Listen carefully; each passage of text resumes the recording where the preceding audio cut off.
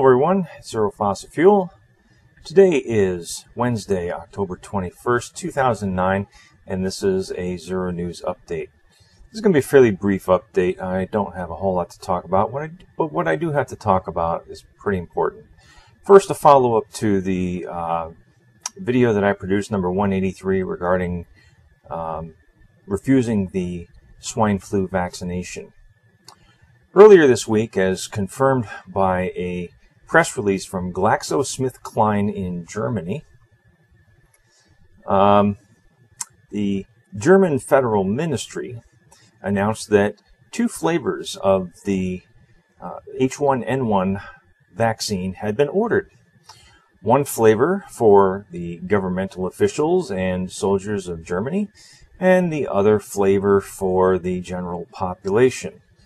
The flavor for the general population is called Pandemrix, and it of course embodies the name pandemic to instill fear in the population. You have to get this, otherwise you're going to be part of the pandemic. And what they fail to mention is that the Pandemrix also contains the byproducts squalene and mercury. The flavor of the H1N1 vaccine that the government ordered for themselves is called Selvapan, and it is free of mercury and free of squalene. So you have one vaccine for the ruling class and one vaccine for all the rest of you who the ruling class think that they can do without. If there is anyone who has any doubt that there is a conspiracy afoot, please turn off your computer, go sit hypnotized in front of your television like a good little slave, because there is no hope for you. For the rest of you who are hearing the message that I am trying to deliver to you, get up out of your chair and go do something about it. First of all, do not take the vaccine. Secondly, call your politicians and complain. Do not submit to this. Do not take it sitting down. German Chancellor Angela Merkel made the statement that, oh, well, I'm going to allow myself to be injected with the same vaccine as the rest of the population. Ladies and gentlemen, if Angela Merkel is stupid enough to allow herself to be injected with Pandemrix, trust me, she will be shortly thereafter shuttled to a nearby clinic where she will have administered to her an antigen or something that will neutralize the effects of the squalene and mercury that she had just allowed herself to be poisoned with. In the sidebar, you're going to find links to several of the original German articles that have been translated by Google in English. So if you are German, the German translation, the original German text, is one click away, and for my English-speaking audience, it should be a fairly easy read from the Google English translation.